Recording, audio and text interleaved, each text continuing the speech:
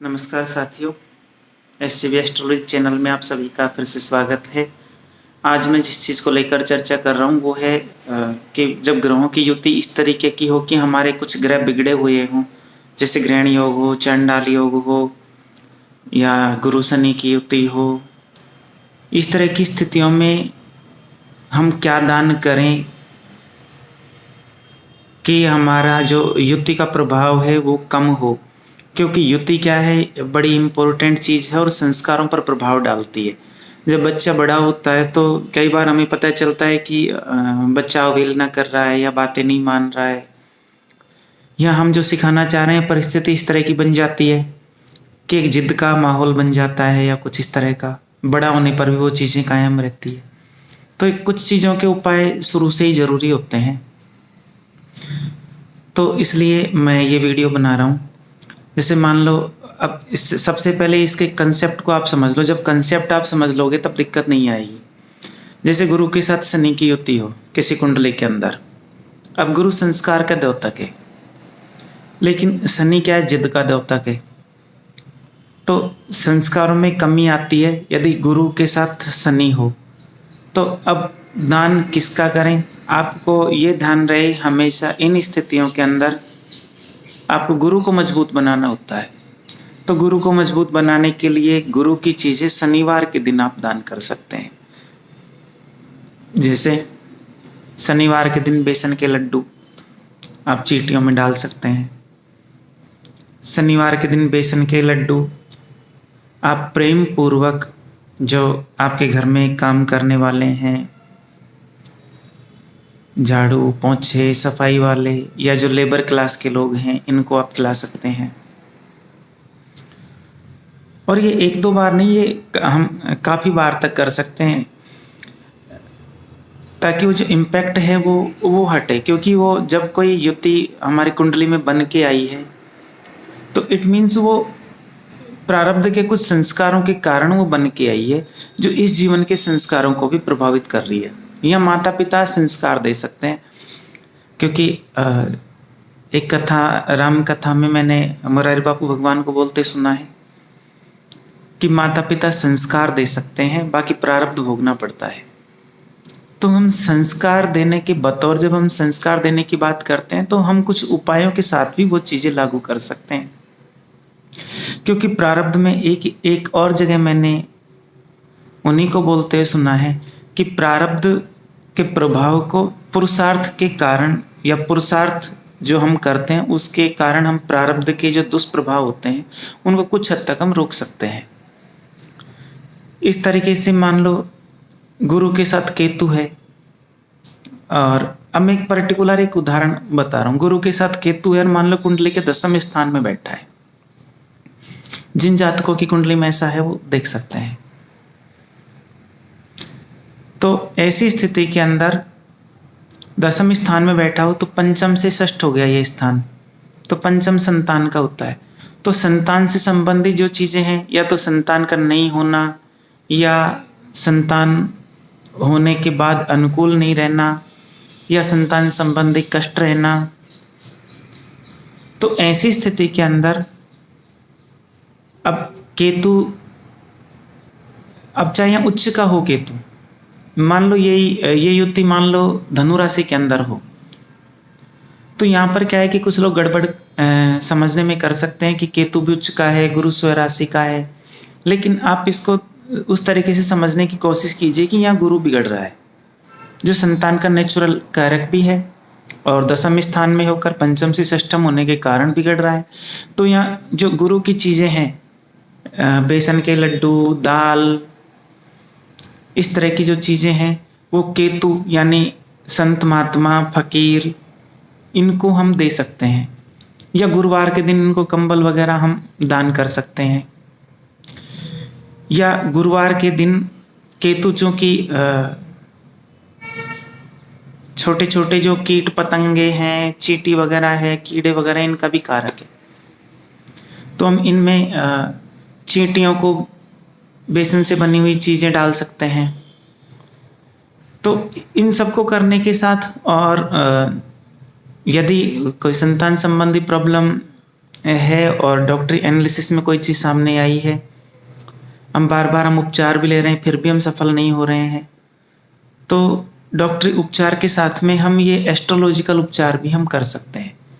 इससे जो डॉक्टरी उपचार की जो गति है वो बढ़ जाती है। इस तरीके से शनि के साथ मान लो चंद्रमा होता है तो ये भी योग हो जाता है। अब हम किस चीज़ का दान करें? अब ये तो पता है कि बिगड़ कौन रहा है, चंद्रमा बिगड़ रहा है। जैसे गुरु के साथ केतु में गुरु बिगड़ रहा है, जो हमारे नेचुरल पॉजिटिव ग्रह हैं वो बिगड़ते हैं, सारी ये है। चंद्र बिगड़ रहा है तो चंद्र बिगड़ने के कारण अब क्या है कि शनिवार को चंद्र की चीज़ें, जैसे कि चंद्र की चीज़ क्या है, दूध से बनी हुई चीज़ है, बर्फी वगैरह है, दूध से बनी मिठाई है, वो हमने ली थोड़ी सी चींटियों के अंदर डाल दी। या जो दूसरा उपचार की श्रृंखला में आता है कि शनि जिनको आराध्य मानते हैं भगवान महादेव जी को, तो भगवान महादेव जी को दूध और जल चढ़ा सकते हैं। मैं अपने उपायों में बताता भी हूँ, बहुत बताता हूँ। शनि के साथ चंद्र हो, राहु के साथ चंद्र हो, बेसिक इसमें फिर चंद्र खराब होता है तो चंद्र की चीज़ जो कि वो चंद्र को प्रभावित करना चाह रहा है, आप देखिए बेसिक चंद्र को प्रभावित करना चाह रहा है तो आप चंद्र का दान करें ताकि वो आपके चंद्र को नहीं बिगाड़े। तो चंद्र की चीज़ें ये दूध है, वो आप शनि के जो आराध्य हैं भगवान महादेव, उन पर आप दूध और जल चढ़ा दें। गाय का आप दूध ले सकते हैं। इसमें यदि राहु के साथ चंद्र हो तो वो भी, क्योंकि राहु रेडिएशन का कारक है, गाय का दूध है वो रेडिएशन के इफेक्ट को कम करता है, घी भी कम करता है। ऐसे मान लो जब गुरु के साथ केतु है तो गुरु केतु के आराध्य भी भगवान महादेव हैं, तो भगवान महादेव की आराधना यहाँ पर भी की जा सकती है। इसी तरीके से यदि सूर्य के साथ चंद्र हो, मान लो अमावस्या का जन्म हो, चंद्र प्रभावित हो रहा हो, तो ऐसी स्थिति के अंदर चंद्र की चीजें हैं चावल। सूर्य भगवान को सुबह अर्घ देते समय पानी में चावल डाल के और कुछ फूलों की पत्तियां डाल के वो अर्घ अर्पित किया जा सकता है। उससे जो चंद्र की नेगेटिव इफेक्ट्स हैं वो खत्म होते हैं या कम होते हैं। और अमावस्या को जब चंद्र नहीं रहता, ग्रहमंडल में ऐसी स्थिति बनती है, अमावस्या को जब चंद्र नहीं रहता है तब भी इस तरह के उपचार किए जा सकते हैं। तब तो करें ही करें और नियमित रूप से भी कर सकते हैं। इस तरह राहु के साथ चंद्र होता है, ग्रहण योग वगैरह होता है, तो जब कभी भी ग्रहण होता है तब हम इस तरह के उपचारों को हम बढ़ा सकते हैं या उनकी पुनरावृत्ति कर सकते हैं। और हमारे यहाँ कहा भी गया है कि ग्रहण के समय किया गया दान सर्वाधिक फायदे का कारक होता है। मैं केवल आपको हिंट मात्र कर रहा हूँ या इंडिकेशन मात्र कर रहा हूँ। चीज़ें ऐसे बहुत सारी हो सकती हैं जो इन ग्रहों से संबंधित हो सकती है। एक और स्थिति है कि जैसे मंगल के साथ शनि हो। अब यहाँ ऐसी स्थिति के अंदर क्या है, मंगल भी बराबर का पराक्रमी है, शनि भी बराबर का पराक्रमी है। तो अब आप यहाँ देख लें कि मारक कौन सा है, जो मारक है उसी अनुसार आप उपचार करें। फिर भी इस युति के अंदर सबसे बेहतरीन उपचार होता है कि मंगलवार शनिवार को हनुमान जी महाराज को हम चोला चढ़ाएं, क्योंकि शनि भी हनुमान जी महाराज के दायरे के अनुसार चलता है। चोले में तेल का मिश्रण होता है, सिंदूर होता है। सिंदूर के साथ तेल का मिलना ऐसा हो गया जैसे मंगल के साथ शनि हो गया। तो हम ये विशेष प्रकार का योग है, चूंकि यहाँ दोनों ही ग्रह इस तरीके के हैं जो काफ़ी पावरफुल हैं और एक दूसरे को बिगाड़ भी सकते हैं स्थिति के अनुसार, या एक मारक भी हो सकता है, दूसरा कारक भी हो सकता है। तो यहाँ ऐसी स्थिति में सीधा इष्ट देव की आराधना पर ही जाएं। तो हनुमान जी महाराज को चोला चढ़ा सकते हैं।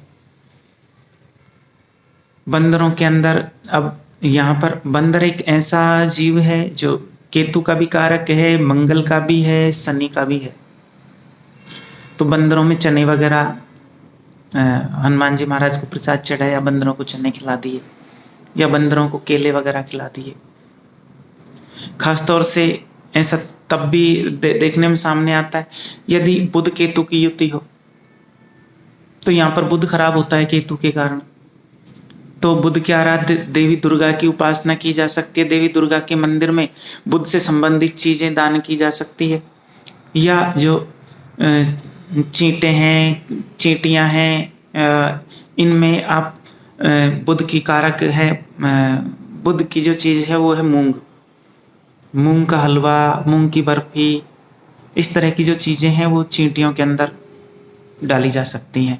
उनको थोड़ा मीठे के अंदर, घी के अंदर मिश्रित कर लिया और माँ दुर्गा को प्रसाद चढ़ाया, उनसे प्रार्थना की, या अपने इष्ट देव जो भी आपके इष्ट देव उनको प्रसाद चढ़ाया, उनसे प्रार्थना की। फिर एक चीज इसमें और है, बुध के जो रिश्तेदार हैं जैसे कि बहन, बुआ, बेटी, इनको भी यथा शक्ति योगदान दिया जा सकता है। कपड़े वगैरह दिए जा सकते हैं। केतु के और भी चीजें होती है। बच्चे भी केतु के अंदर आते हैं, छोटे बच्चे वगैरह, इनको बुध की चीजें, खट्टी मीठी गोलियां वगैरह, इस तरह की चीजें भी दान की जा सकती है। इनके साथ अपने इष्ट देव जो भी आपके भगवान हैं उनका आप ध्यान कर सकते हैं। इसके साथ ही उपाय प्रभावी हो सकते हैं। नमस्कार।